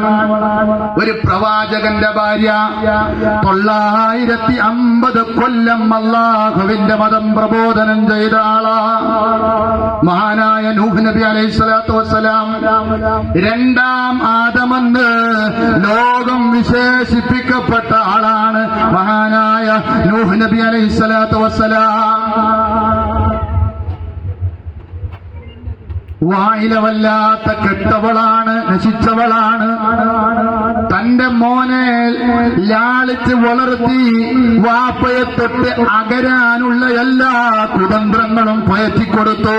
മോൻ കൻആനിനിക്ക്, നൂഹ് നബിയുടെ മൂത്ത കുട്ടിയാണ് കൻആൻ എന്ന് പറയുന്നത്. അവസാനം നൂഹ് നബി അലൈഹിസ്സലാത്തു വസ്സലാം പറഞ്ഞു, ഇവിടെ ഒരു ജലപ്രളയം വരാനിരിക്കുകയാണ്. അതുകൊണ്ട് നമുക്കിവിടെ നിന്ന് രക്ഷപ്പെടേണ്ടതുണ്ട്. ഒരു കപ്പൽ നിർമ്മിച്ചു, അതിൽ കയറാൻ വേണ്ടിയിട്ട് തന്റെ പ്രിയപ്പെട്ട പ്രിയതമയോട് തന്റെ കുഞ്ഞുമോനോടും പറഞ്ഞു, യാ ബുനയ്യ, ഏ കുഞ്ഞുമോനെ, ഇർകം മഅനാ, വാഹനത്തിൽ കയറോ, വാഹനത്തിൽ കയറോ. ഇവിടെ ഒരു വലിയ പ്രളയം വരാൻ പോവുകയാണ്. മൃഗങ്ങളൊക്കെ കയറ്റി, പക്ഷികളെ മുഴുവനും കയറ്റി മഹാനായ നൂഹ് നബി അലൈഹിസ്സലാത്തു വസ്സലാം തന്റെ ഭാര്യ വായിലാനോട് പറഞ്ഞു, തന്റെ മോൻ കുട്ടി കൻആനിനോടും പറഞ്ഞു, പെട്ടെന്ന് വാഹനത്തിൽ കയറൂ. പക്ഷേ ഉമ്മയുടെ ലാളനയോട് കൊണ്ട്, ലാളനയേറ്റുകൊണ്ട് വളർന്ന കൻആൻ എന്ന് പറയുന്ന മകൻ ആ ജീവിതത്തിന്റെ അവസാന സന്ദർഭത്തിലും തന്റെ പിതാവിനോട് പറഞ്ഞതെന്താണെന്നറിയോ? ഇല്ല ഇല്ല ഉപ്പച്ചി, നിങ്ങളുടെ കൂടെ ഞാനില്ല. ഈ പ്രളയത്തിൽ നിന്ന് രക്ഷപ്പെടാനുള്ള വഴി എന്തെങ്കിലും ഉണ്ടെങ്കിൽ അതിലൂടെ ഞാൻ പോകുന്നതാണ്. എന്നിട്ട് പറയാണ്, സആവി ഇലാ ജബലിൻ യഅ്സിമുനി മിനൽ മാ, ഉപ്പാനോട് പറഞ്ഞ വാക്കാൻ. ഉമ്മയല്ലാതും ഉപ്പാന്റെ കുറ്റങ്ങൾ മുഴുവനും മോനൊക്കെ പറഞ്ഞു കൊടുത്ത് വശീകരിച്ചെടുത്തു കനാനിനെ. അവസാനം നൂഹ് നബി അലൈഹിസ്സലാത്തു വസ്സലാമിന് വളരെ തുച്ഛമാളുകളാണ്. ദീനീ പ്രബോധനം 950 കൊല്ലം പ്രബോധനം ചെയ്തിട്ടും വിരലിലെല്ലാവുന്ന ആളുകൾ മാത്രമാണ് നൂഹ് നബി അലൈഹിസ്സലാത്തു വസ്സലാമിന്റെ ഒപ്പമുള്ളത്. അവസാനം തന്റെ മോനോടും തന്റെ ഭാര്യയോടും പറഞ്ഞു, ഇവിടെ വലിയൊരു ജലപ്രളയം വരാനിരിക്കുകയാണ്, അതുകൊണ്ട് കപ്പലിൽ കയറൂ. ആ സമയത്താണ് മോൻ കനാന് പറഞ്ഞത്, സാവി ഇലാ ജബലി യഅ്സിമുനി മിനൽ മാ. ഈ ഒരു പ്രളയത്തിൽ നിന്ന് രക്ഷപ്പെടുത്തുന്ന ഏതെങ്കിലും ഒരു പർവ്വതത്തിലേക്ക് ഞാൻ കയറിക്കൊള്ളാം, നിങ്ങൾ നിങ്ങളുടെ വഴിക്ക് പോയിക്കോളൂ. കുറെ പ്രാവശ്യം വിളിച്ചു. അവസാനം കനാൻ ചത്തുപോയി. കനാനും തന്റെ ഉമ്മ വായിലായും പ്രളയത്തിൽ മുങ്ങിയിട്ട് ചത്തുപോയി. ഏതാവട്ടെ നൂഹ് നബി അലൈഹിസ്സലാത്തു വസ്സലാം പക്ഷികളെ കയറ്റി, മൃഗങ്ങളെ കയറ്റി, തന്നിൽ വിശ്വസിച്ചവരായ തുച്ഛമാളുകളെയും കപ്പല് കയറ്റിയിട്ട് യാത്ര തുടങ്ങി. അവസാനം ഒരുപാട് ദൂരേക്ക് യാത്ര ചെയ്തു കഴിഞ്ഞപ്പോൾ അള്ളാഹുവിന്റെ പ്രവാചകനായ നൂഹ് നബി അലൈഹിസ്സലാത്തു വസ്സലാം തന്റെ പ്രിയതമയുടെ അവസ്ഥ എന്താണ്, തന്റെ മോന്റെ അവസ്ഥ എന്താണ് എന്നൊന്നറിയാൻ ഒരു പക്ഷിയെ പറഞ്ഞേക്കുകയാണ്, തന്റെ നാട്ടിലേക്ക് പറഞ്ഞേക്കുകയാണ്. എന്താ അവരുടെ അവസ്ഥ? രക്ഷപ്പെട്ടുവോ അല്ല അതിൽ മുങ്ങിച്ചെത്തുപോയോ എന്താണെന്നറിയാൻ കാക്ക എന്ന് പറയുന്ന പക്ഷിയെ അള്ളാഹുവിന്റെ പ്രവാചകന് നൂഹ് നബി അലൈഹിസ്സലാത്തു വസ്സലാം പറഞ്ഞേക്കുകയാണ്. കാക്ക നല്ല വെളുത്ത കളറുള്ള പക്ഷിയാണ്. കാക്ക നല്ല വെളുത്ത കളറാണ്. ഏതാവട്ടെ കാക്കയെ പറഞ്ഞു വെച്ചു. കാക്ക പോയിട്ട് ചെയ്തെന്നാന്നറിയോ? കാക്ക പോയിട്ട് ചത്തുകിടക്കുന്ന ശവങ്ങളൊക്കെ കൊത്തി തിന്നുകയാണ്. എത്ര നൂഹ് നബി കാത്തു നിന്നിട്ടും കാക്ക വരുന്നില്ല. സുബ്ഹാനല്ലാഹ്. കാക്കയെ നോക്കാൻ തത്തയെ പറഞ്ഞേക്കുകയാ. ഇന്റർവെല്ലിനൊക്കെ ഒരു കുട്ടി പോയാല് ഓനെ നോക്കാൻ അടുത്ത ആളെ പറഞ്ഞേക്കണല്ലോ. അതുപോലെ സുബ്ഹാന ജല്ല, കാക്ക എത്ര കാത്തു നിന്നിട്ടും കാക്ക വരുന്നില്ല. തത്തയെ പറഞ്ഞയച്ചു. പോയി നോക്കുമ്പോഴേക്ക് കാക്ക അവിടെയുള്ള അവശിഷ്ടങ്ങൾ കൊത്തി കൊത്തി തിന്നുകയാ. തത്ത എന്താ ചെയ്തത്? ഇതൊക്കെ നോക്കിയിട്ട് തന്റെ ഭാര്യയെ നോക്കി, നൂഹ് നബിയുടെ ഭാര്യയെ നോക്കി, കുഞ്ഞിനെ നോക്കി ചത്തുപോയി. സുബ്ഹാനല്ലാഹ്. കാക്കയോടൊന്നും പറഞ്ഞിട്ടില്ല. തിരിച്ച് തത്ത നൂഹ് നബിയുടെ അടുത്തേക്ക് പെട്ടെന്ന് പറന്നു വന്നു. എന്നിട്ടും കാക്ക വന്നില്ല. അവസാനം വയറ് നിറച്ച് കാക്ക ഇങ്ങനെ വരികയാണ്. റബ്ബിനോട് ദുആ ചെയ്തു, പടച്ചവനെ, ഞാൻ പറഞ്ഞ ഉത്തരവാദിത്തം നിർവഹിക്കാത്ത കാക്കക്ക് ജനങ്ങൾ വെറുക്കപ്പെടുന്ന ഒരു പക്ഷിയാക്കണേ അല്ലാ. ഈ ഒരൊറ്റ ദുആ മഹാനായ പ്രവാചകൻ നൂഹ് നബി അലൈഹിസ്സലാത്തു വസ്സലാം ദുആ ചെയ്യുകയാണ്. അതുകൊണ്ട് എന്റെ പ്രിയപ്പെട്ട യൂസുഫ് എന്ന് പറയുന്ന സഹോദരാ, കരയിൽ പോയിട്ട് വെള്ളത്തുണി എവിടെയെങ്കിലും ഒരു അയിലൊന്ന് ഇട്ട് നോക്ക്. കാക്ക വന്നതിൽ ഇരുന്നിട്ട് നമ്മളെ വെറുപ്പിച്ചു കളയുന്നൊരു സ്വഭാവം കാക്കയിൽ കാണാൻ കഴിയും. അന്ന് അല്ലാഹു തആല വെളുത്ത കാക്കയെ കറുത്ത നിറം നൽകി ജനങ്ങൾക്ക് വെറുക്കപ്പെട്ട ഒരു ജീവിയാക്കി മാറ്റി, ഒരു പക്ഷിയാക്കി മാറ്റി. എന്നാ തത്തക്ക് വേണ്ടി ദുആ ചെയ്തു, പടച്ചവനെ, നല്ല അഴകുള്ള നല്ല ഒരു സൗന്ദര്യം നീ നൽകണേ അല്ലാ. അതുകൊണ്ടാണ് തത്തയെ കാണാൻ എന്തൊരു ചന്തമാണ്. ഈ പ്രവാചകന്മാര് മുഴുവനും അല്ലാഹുവിന്റെ റസൂലിനും മുൻകടന്നു പോയി വന്നവരാണ്. 950 കൊല്ലം പ്രബോധനം ചെയ്ത നൂഹ് അലൈഹിസ്സലാത്തു വസ്സലാമിന് ഇത്രമാത്രം പവറുണ്ട്. പക്ഷേ ഇതിനേക്കാളും പവറുണ്ട് സയ്യിദുൽ ആലമീൻ നബി മുഹമ്മദ് മുസ്തഫ. എത്ര ഇത്രത്തോളം പവറുള്ള, ഇത്രത്തോളം ദുആക്ക് ഇജാബത്ത് കിട്ടിയ പ്രവാചകനാണ് നൂഹെങ്കിൽ അള്ളാഹുവിന്റെ റസൂൽ ഇതിനേക്കാളും മഹത്തരമുള്ളതാണ്. ഏത് പ്രവാചകന്റെ ഗ്രന്ഥത്തിലാണ് മുഹമ്മദ് നബിയെ പരാമർശിക്കാത്തത്? ഏത് പ്രവാചകന്മാർക്ക് നൽകിയ കിതാബിലും അള്ളാഹുവിന്റെ റസൂലിനെ പറയാത്ത ഒരു ഗ്രന്ഥവും അല്ലാഹു തആല ഒരു പ്രവാചകനിലേക്കും അല്ലാഹു തആല നൽകിയിട്ടില്ല. അള്ളാന്റെ പ്രവാചകന്റെ മഹത്വം ഞാൻ പറയാൻ ഇതും പറഞ്ഞിട്ട് ഞാൻ അവസാനിപ്പിക്കുകയാണ്. ആ ഉറങ്ങുന്നവരൊക്കെ ഉണർന്നിരിക്കൂ. റസൂലുള്ളാഹിനെ പറഞ്ഞിട്ട് ഞാൻ അവസാനിപ്പിക്കുകയാണ്. സുബ്ഹാനല്ലാഹ്. സൗർഹാറിൽ അഭയമിരിക്കുമ്പോ മഹാനായ അബൂബക്കർ സിദ്ദീഖ് റളിയല്ലാഹു അൻഹു റസൂലുള്ളാഹിന്റെ സന്തത സഹചാരിയാണ്. ആ സൗർഹാറിന്റെ മുകളിലേക്ക് ഇങ്ങനെ കയറിപ്പോകുമ്പോ എന്റെ അബൂബക്കറെ, എന്റെ അബൂബക്കറെ, നീ കുഴങ്ങുന്നില്ല അബൂബക്കറെ? മൈലുകൾ താണ്ടി നടന്നുപോയി കുറച്ചു സമയം മുന്നിലൂടെ നടക്കും, കുറച്ചു സമയം വലതു ഭാഗത്തിലൂടെ നടക്കും, കുറച്ചു സമയം ഇടതു ഭാഗത്തിലൂടെ നടക്കും, കുറച്ച് പിന്നിലൂടെ നടക്കും. അള്ളാന്റെ റസൂലിനെ ഉപദ്രവിക്കാൻ ആരെങ്കിലും വരുന്നോ എന്നൊന്ന് നോക്കാൻ വേണ്ടി. ആ സമയത്താണ് ഹിജ്റ വേളയിൽ പ്രിയപ്പെട്ട സഹോദരന്മാര് അബൂജഹൽ വാക്തത്വം ചെയ്യുന്നത്. അന്നത്തെ കാലത്ത് ഒട്ടകങ്ങൾക്ക് വലിയ വിലയാണ്. ചുവന്ന 100 ഒട്ടകങ്ങൾ നിങ്ങൾക്ക് ഞാൻ വാക്തത്വം ചെയ്യുന്നുണ്ട്. ആരാണ് മുഹമ്മദിന്റെ തലയെറുത്ത് കൊണ്ടുവരിക? ആരാണ് മുഹമ്മദിന്റെ തലയെറുത്ത് കൊണ്ടുവരിക? കൊണ്ടുവരുന്ന ആൾക്ക് ഞാൻ 100 ചുവന്ന ഒട്ടകം തരാം. ഏതാവട്ടെ ഏതാവട്ടെ. സുബ്ഹാനല്ലാഹ്. സുറാഖത്ത് ബിൻ മാലിക് റളിയല്ലാഹു അൻഹു കാലത്ത് അദ്ദേഹം മുസ്ലിമായി. സുറാഖ അനയാ അബാ ജഹൽ, ഞാൻ മുഹമ്മദിന്റെ തലയെറുത്ത് കൊണ്ടുവരാം. എനിക്ക് ചുവന്ന ഒട്ടകം തന്നാൽ മതി. 100 ചുവന്ന ഒട്ടകം എനിക്ക് സമ്മാനമായി നൽകിയാൽ മതി. മുഹമ്മദിന്റെ തല ഞാൻ അറുത്തു കൊണ്ടുവരും. സുറാഖ ഇറങ്ങി കുതിരപ്പുറത്ത് കയറി. എന്നിട്ട് മുഹമ്മദിനെ ലക്ഷ്യമാക്കി പോയി. ചുരുക്കി പറയാണ്, അതിന്റെ ഇടയിൽ ഒരുപാട് സംഭവങ്ങളുണ്ട്. അവസാനം മുഹമ്മദ് നബിയെയും അബൂബക്കറിന്റെയും റളിയല്ലാഹു അൻഹു ഒരു പൊട്ട് പോലെ കാണുന്നുണ്ട്. അള്ളാന്റെ റസൂലിനോട് അബൂബക്കർ സിദ്ദീഖ് റളിയല്ലാഹു അൻഹു പറഞ്ഞു, നബിയെ, നമ്മ ഉപദ്രവിക്കാൻ അതാ ഒരാള് വരുന്നുണ്ട് നബിയെ.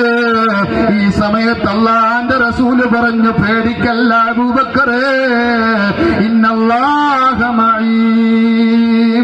അല്ലാഹുവിന്റെ മഅയ്യത്ത് നമ്മളോട് കൂടെയുണ്ട്. ലാ തഹ്സൻ ഇന്നല്ലാഹ മഅനാ. പേടിക്കണ്ട, ദുഃഖിക്കണ്ട, അല്ലാഹ് നമ്മളോട് കൂടെയുണ്ട്. അവസാനം വന്നു, അടുത്തെത്തി.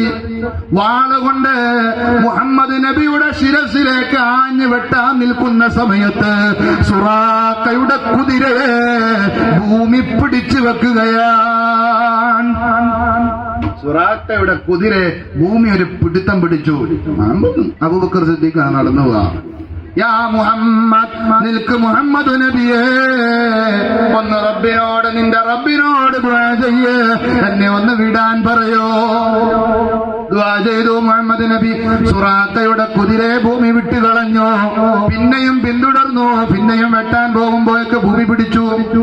3ാമത്തെ വട്ടവും ഇതുതന്നെ സംഭവിച്ചപ്പോ സുറാഖത്ത് ബിൻ മാലിക് റളിയല്ലാഹു അൻഹു പറഞ്ഞു, അല്ലാഹുവിന്റെ തിരുദൂതരെ, നിങ്ങളെ ഉപദ്രവിക്കാൻ എനിക്ക് കഴിയില്ല.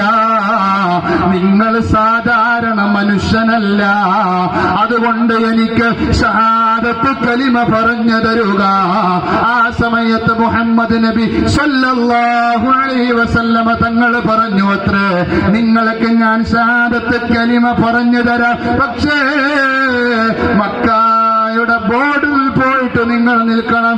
എന്നെയും സിദ്ദീഖിനെയും ഓടിക്കാൻ വരുന്ന ആരായാലും അവനെ നിങ്ങൾ വകവരുത്തണം എന്ന് എനിക്ക് നിങ്ങൾ എഴുതി തന്നാൽ നാളെ നിങ്ങൾക്ക് സ്വർഗം ഞാൻ നൽകാമെന്ന് പ്രവാചകൻ സ്വല്ലല്ലാഹു അലൈഹി വസല്ലം. അതുവഴി സുറാഖ തിരിച്ചു പോവുകയാ. അങ്ങനെ പോയിട്ട് കാവൽ നിൽക്കുകയാണ് മുഹമ്മദ് നബിക്ക്. അവസാനം ആ സുറാഖക്കല്ല സ്വർഗം നൽകി. ഏതാവട്ടെ ആ യാത്രയിൽ സൗർഹാറിന്റെ മുകളിലേക്ക് കടന്നുപോയി മഹാനായ പ്രവാചകനും തന്റെ സന്തത സഹചാരി അബൂബക്കർ സിദ്ദീഖ് റളിയല്ലാഹു അൻഹുവും കൂടെ പോയി അള്ളാന്റെ റസൂലിനോട് പറഞ്ഞു, നബിയെ അങ്ങിവിടെ നിൽക്ക്, ഞാനൊന്ന് ഇതിന്റെ ഉള്ളിലൊന്ന് കയറിയിട്ട് നോക്കട്ടെ, വല്ല ശത്രുക്കളും പതിയിരുന്നിട്ടുണ്ടോ എന്ന് ഞാനൊന്ന് നോക്കട്ടെ. അങ്ങനെ മഹാനായ അബൂബക്കർ ഇബ്നു അബീ ഖുഹാഫ റളിയല്ലാഹു അൻഹു കടന്നു ചെന്നിട്ട് തന്റെ വസ്ത്രത്തിന്റെ ഒരു ഭാഗം ചീന്തിയിട്ട് അത് കൊണ്ട് എല്ലാ പൊത്തുകളും അടച്ചു. അവസാനം ഒരു പൊത്ത് മാത്രം ബാക്കിയായപ്പോ തന്റെ പെരുവിരൽ കൊണ്ട് ആ പൊത്തിലേക്ക് അങ്ങോട്ട് തള്ളിവെച്ചു. അള്ളാന്റെ റസൂലിനെ വിളിച്ചു, നബിയെ ഇനി കടന്നു വന്നോളേ, ഇനി ഗുഹയുടെ ഉള്ളിലേക്ക് കടന്നു വരൂ നബിയെ. അബൂബക്കറെ വല്ലാതെ ക്ഷീണിച്ചു പോയി, വല്ലാത്ത ക്ഷീണമുണ്ട്, ഞാനൊന്ന് നിങ്ങളെ മടിയിൽ തല വച്ച് കിടക്കട്ടെ നബിയെ. അബൂബക്കറെ ആ സമയത്ത് മഹാനവറുകൾ കാലിങ്ങനെ ഒരു കാല് നീട്ടി വെച്ചു കൊടുത്തു. പ്രവാചകന്റെ റിസാലത്തിന്റെ മുദ്ര പതിഞ്ഞ തല അബൂബക്കറിന്റെ മടിത്തട്ടിലേക്ക് ഇങ്ങനെ വെക്കുകയാ. സുബ്ഹാനല്ലാഹ്. കുറച്ചു കഴിഞ്ഞപ്പോൾ ഒരു പാമ്പ് വന്നിട്ട് മഹാനായ അബൂബക്കർ സിദ്ദീഖിന്റെ കാലിലേക്ക് കൊത്തുകയാ. എല്ലാ പൊത്തിലേക്കും തലയിട്ട് നോക്കി, പക്ഷേ കൊടന്നു വരാൻ കഴിയുന്നില്ല. മനുഷ്യന്റെ ഒരു കാല് കണ്ടപ്പോ അതിലേക്കൊന്ന് കൊത്തി നോക്കി, കാലെടുത്താൽ എനിക്ക് നബിയെ കാണാമല്ലോ. ഏതാണ് ആ പാമ്പ്? ഏതാണ് ആ പാമ്പ്? ഏതായാലും അബൂബക്കർ സിദ്ദീഖിന്റെ കാലിലേക്കൊന്ന് കൊത്തി. വേദന സഹിക്കാൻ കഴിഞ്ഞിട്ടില്ല, വിഷമിങ്ങനെ കയറി കയറി വരികയാണ്. അബൂബക്കർ സിദ്ദീഖിന്റെ ശരീരത്തിന്റെ നിറങ്ങളൊക്കെ മാറി തുടങ്ങിയിട്ടുണ്ട്. അവസാനം സഹിക്കാൻ പറ്റുന്നില്ല, കാലനക്കുന്നില്ല. കാരണം റിസാലത്തിന്റെ മുദ്ര പതിഞ്ഞ ആ ഒരു തലയാണ് എന്റെ മടിത്തട്ടിലുള്ളത്. അവസാനം സഹിക്കാൻ പറ്റാതെ കണ്ണിൽ നിന്നൊരു കണ്ണുനീര് നബിയുടെ മുഖത്തെ കുറ്റി വീണപ്പോ അള്ളാന്റെ റസൂല് ഉറക്കിൽ നിന്നുണർന്നിട്ട് തന്റെ അബൂബക്കറിലേക്ക് നോക്കിയപ്പോ എന്റെ അബൂബക്കറൊക്കെ ഇങ്ങനെ ചുവന്ന് ചുവന്ന് വരുന്നുണ്ട്. ശരീരത്തിന്റെ നിറങ്ങൾ ഇങ്ങനെ മാറിക്കൊണ്ടിരിക്കുക. മോനെ അബൂബക്കർ, എന്താണ് പറ്റിയത്? നബിയെ ഒന്നുമല്ല, ഒരു പാമ്പ് കൊത്തിയതാണ്, ഒരു പാമ്പ് കൊത്തിയതാണ്. സുബ്ഹാന ജല്ല. പാമ്പിനോട് അള്ളാന്റെ റസൂല് ചോദിക്കുന്നു, എന്തിനാണ് എന്റെ അബൂബക്കറിനെ കൊത്തി നോവിച്ചത്? എന്റെ അബൂബക്കറിനെ എന്തിനാണ് കൊത്തി നോവിച്ചത്? പാമ്പ് സംസാരിക്കുകയാ, പാമ്പ് വർത്തമാനം പറയുകയാ. പാമ്പ് പറഞ്ഞല്ലോ, നബിയേ, ഈ ഞാനാകുന്ന പാമ്പ് ഏത് കാലത്തിലുള്ള ആളാണെന്നറിയോ? ഏത് കാലത്തിലെ പാമ്പാണെന്നറിയോ? മഹാനായ കലീമുല്ലാഹി മൂസ. ഉറക്കെ പറയും, മഹാനായ കലീമുല്ലാഹി മൂസ. മൂസാ നബി അലൈഹിസ്സലാത്തു വസ്സലാമിന്റെ കാലത്തുള്ള പാമ്പാണ് ഞാൻ. തൗറാത്ത് മൂസാ നബി അലൈഹിസ്സലാത്തു വസ്സലാം ഇങ്ങനെ പാരായണം ചെയ്യുമ്പോ നബിയെ നിങ്ങളെ പരാമർശിക്കുന്ന സ്ഥലമെത്തിയപ്പോൾ ഞാനത് ശ്രദ്ധയോടെ കേട്ടു നബിയെ. അന്ന് ഞാൻ ആഗ്രഹിച്ചതാണ് ഈ പുണ്യപ്രവാചകനെ കാണണമെന്ന്. സൗരഹാറിന്റെ ഉള്ളിലേക്ക് ഈ പ്രവാചകൻ വരുമെന്നും അവിടെ വെച്ച് കാണാമല്ലോ എന്ന് കരുതി അന്ന് വന്ന് ഞാൻ ഇവിടെ ഇരുന്നതാ. പിന്നെ എല്ലാ പൊത്തുകളും നിങ്ങളുടെ അബൂബക്കർ സിദ്ദീഖ് റളിയല്ലാഹു അടച്ചുപോയി. അവസാനം തുണി തികയാതെ വന്നപ്പോൾ കാല് വെച്ച് മറച്ചു കളഞ്ഞു, അടച്ചു കളഞ്ഞു. ആ കാലിലേക്കൊന്ന് കൊത്തിയാലെങ്കിലും നിങ്ങൾ അബൂബക്കർ കാല് എടുക്കുമെന്ന് കരുതി, പക്ഷേ അദ്ദേഹം എടുത്തിട്ടില്ല.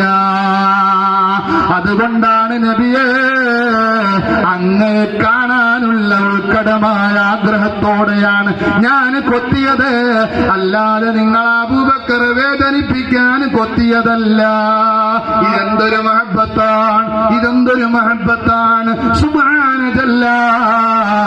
റസൂലുള്ളാഹിനെ പാടുന്നവരില്ലേ, റസൂലുള്ളാഹിന്റെ മദ്ഹ് പറയുന്നവരില്ലേ, അവരൊക്കെ രക്ഷപ്പെട്ടവരാ. കാരണം നാളെ സ്വർഗത്തിലേക്കുള്ള വസീല അല്ലാഹുവിന്റെ റസൂലാ. മൂസാ നബി അലൈഹിസ്സലാത്തു വസ്സലാമിന്റെ കാലത്ത് ഒരു ചെറുപ്പക്കാരൻ ജീവിച്ചിരുന്നു. ആ ചെറുപ്പക്കാരൻ മരണപ്പെട്ടപ്പോ തെമ്മാടിയായ ചെറുപ്പക്കാരനാണ്, കള്ളുകുടിയനാണ്, കഞ്ചാവിന് അടിമപ്പെട്ടയാളാണ്, വ്യഭിചാരം ചെയ്ത് നടക്കുന്നവനാണ്. അങ്ങനെയുള്ള എല്ലാ രുദായിമകളുടെ ഇടയിലൂടെയും കടന്നുപോയ ഒരു ചെറുപ്പക്കാരൻ മരണപ്പെട്ടപ്പോൾ മൂസാ നബിയുടെ ജനത അദ്ദേഹത്തെ കൊണ്ടുപോയിട്ട് കുമാമയിലേക്ക് വലിച്ചെറിഞ്ഞു അത്രേ. തെമ്മാടിയായ മനുഷ്യൻ, വിചാരം ചെയ്ത് നടക്കുന്ന മനുഷ്യൻ, ഒരു വിലയും സമൂഹം കൽപ്പിക്കാത്ത മനുഷ്യൻ മരണപ്പെട്ടപ്പോൾ അദ്ദേഹത്തെ കൊണ്ടുപോയിട്ട് വേസ്റ്റ് ബോക്സിലേക്ക് എറിഞ്ഞു കളഞ്ഞു. അന്ന് രാത്രി മൂസാ നബി അലൈഹിസ്സലാത്തു വസ്സലാമിനിക്ക് സ്വപ്നം കാണുകയാണ്.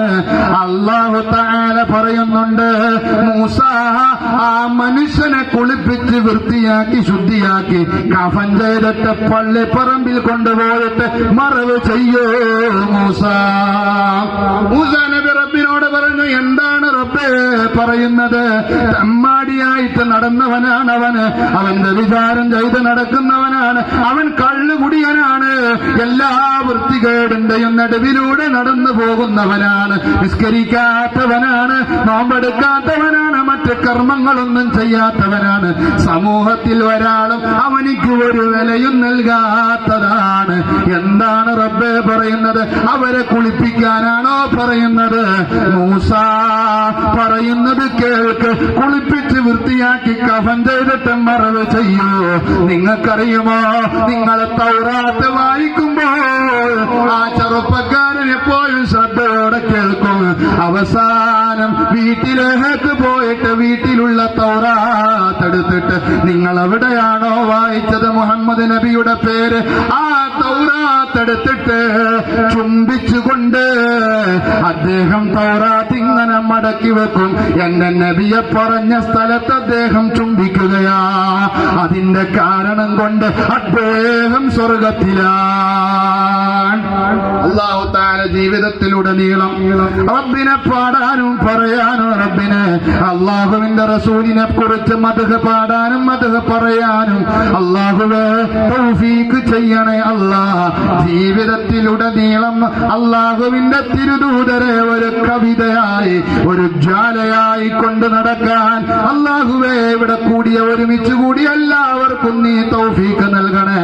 റബ്ബിനെ, റബ്ബിന്റെ റസൂലിനെ ഏത് നിലക്ക് പ്രേമിച്ചാലും അല്ലാഹുവിന്റെ റസൂലിനെ പിടിക്കാതെ ഉമ്മത്ത് മുഹമ്മദിലുള്ളവർക്ക് സ്വർഗത്തിൽ കടക്കാൻ കഴിയില്ല. ഇത് മുഹമ്മദ് നബി എന്ന് പറയുന്നത് നാളെ സുഖലോക സ്വർഗത്തിലേക്ക് ഒരു മുഅ്മിനായ മനുഷ്യനെ കടക്കാനുള്ള വസീലയാ. അതുകൊണ്ട് മുഅ്മിനീങ്ങളെ റസൂലിന്റെ മദ്ഹ് പാടട്ടെ, റസൂലിന്റെ മദ്ഹ് പറയട്ടെ, റസൂലിന്റെ മദ്ഹ് കേൾക്കട്ടെ. ജീവിതത്തിലുടനീളം നമ്മൾ സ്നേഹിക്കേണ്ടത് അല്ലാഹുവിന്റെ തിരുദൂതരാ. പരലോകത്ത് രക്ഷയുണ്ട്. ആഖിറു ദഅവാനാ അനിൽ ഹംദുലില്ലാഹി റബ്ബിൽ ആലമീൻ.